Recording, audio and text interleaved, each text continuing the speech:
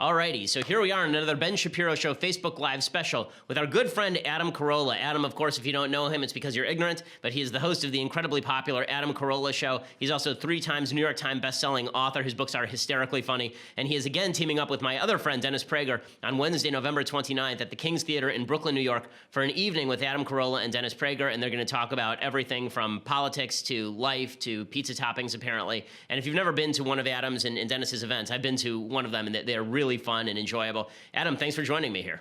Thanks for having me, Ben. So aside from raking in some extra cash, why do you do these events with Dennis?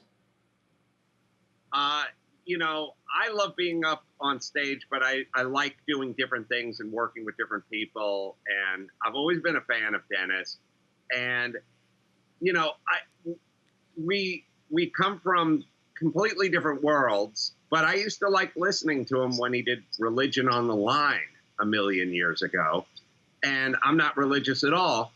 So I was always a fan of his. Of course, he had no idea who I was because, he doesn't know who Janis Joplin is. He doesn't know, he probably doesn't know Henry Ford. Like, there's nobody who knows less in terms of pop culture references, celebrities, and especially celebrities like myself. So he had no idea who I was, but eventually his producer, or I think his engineer, made him aware of me. We were thick as thieves as soon as we got along, because even though we're totally different, we both agree on common sense. And I think if you can agree on common sense, it trumps everything. Like, you can break down everything, abortion, gun control, build a wall, whatever it is, vouchers, whatever topics. If you are very tuned into common sense, and you're tuned into common sense, and Prager's tuned into common sense, you'll agree on 98% of the subjects. Because if common sense prevails, you're not going to land on another side of the topic. So we're a million miles apart, except for the common sense, but that always brings us together. I mean, you guys get along so well that I know you're doing a documentary together too about what's going on the college campuses. I was lucky enough to meet up with some of your guys who came along with me to the Berkeley insanity. But how's the documentary going? When is that supposed to come out? It's going to be mid-early 2018. It's going very well. It was a perfect time to make this. They just came to me and said, "Do you want to be part of this? Do you want to work with Dennis?" And, any excuse to work with Dennis. So we are following people like you. We're talking to college professors. We're following ourselves out on stage. We're going to do recreations. It's not going to be just a straight ahead documentary. It's going to be a little more of a film with young Dennis and young Adam and all that kind of insanity. So I think it'll be very compelling. It'll always be funny. It'll be interesting.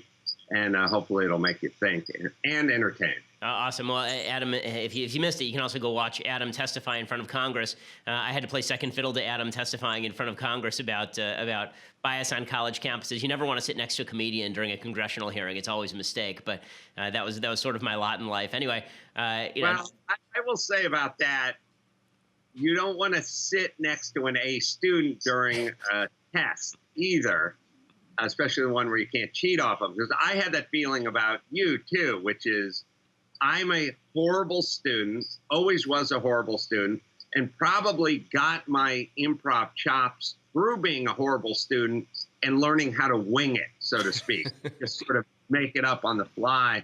And I flew in late to Washington the night before, slept till 5:30 in the morning, got up, had no idea what I was going to say. And then I saw Ben Shapiro, a student, with his 6 pages, 51 seconds a page, totaling out 5 minutes. And I was thinking, what have I got myself into? Because I had a notepad with ideas and arrows leading to the ideas. Like, oh, I want to say this idea after this idea, but it's ahead of it on the page.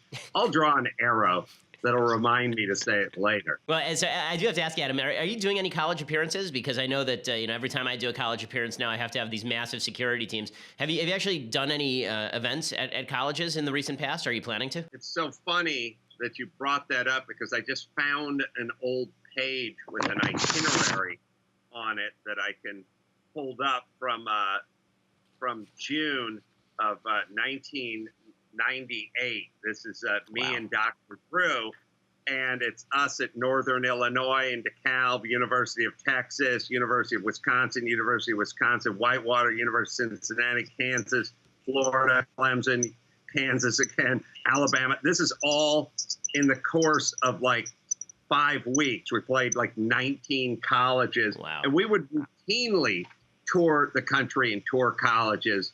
And I think those days are over. It was no big whoop back then. You just show up with your opinion, say whatever you wanted on stage, and get paid and leave. Yeah, I mean, are you going to do any more colleges? Have you been invited? Are you just avoiding them at this point? No, Or? I'm not invited to play any colleges, and I think those days are over. I mean, quite honestly, I don't even know what I would want to tell a 19-year-old anymore.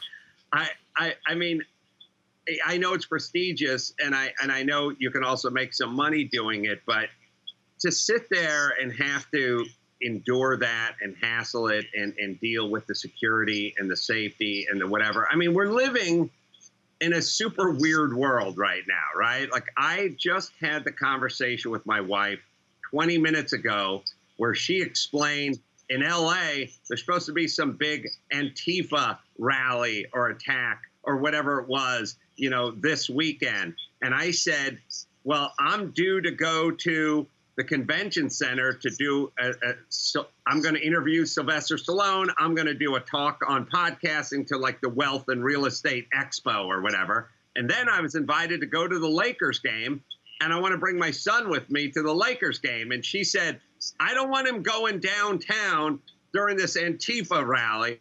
And I thought, well, first off, this is never going to happen. But on the other hand, why does my wife and my son's life have to be ruined by this?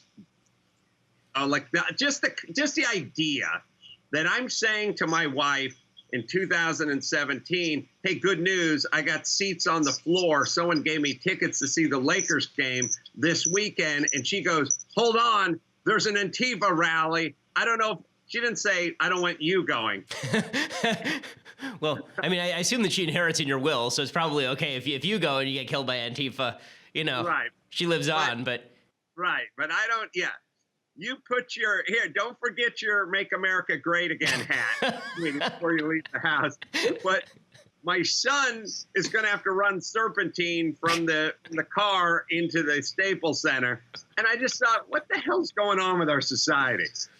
It is totally nuts. I mean, you've seen some of it. I've obviously been at the center of some of this stuff, and it is crazy how much people are willing to lend credence to these people. Especially, I was reading a book today that was sent to me, reviewing it for Commentary Magazine about the rise of anti-Semitism in the United States. And I'm not a big believer that there's been like some tremendous rise that Jews have to live in fear. I mean, you know me, I wear my yarmulke everywhere, whether or not I'm on TV or not. You know, like I'm walking around the streets in my yarmulke. I've never felt unsafe in Los Angeles wearing a yarmulke. I mean, half the city's Jewish. But this book does this whole routine about how the real problem with the rise of anti-Semitism is people giving too much credence to free speech. If only they would just stop with all this free speech nonsense, then we could really, sort of in a common sense way, regulate the sort of speech that people are allowed to say.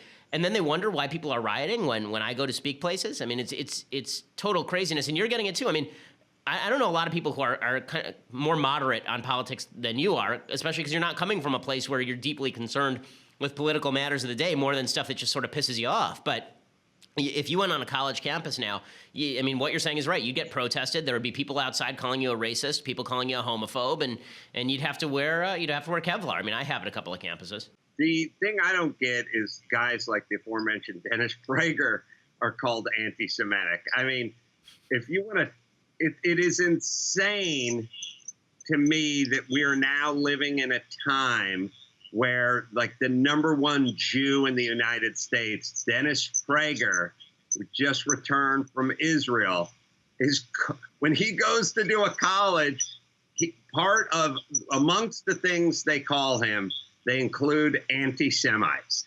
Like, at this point, we've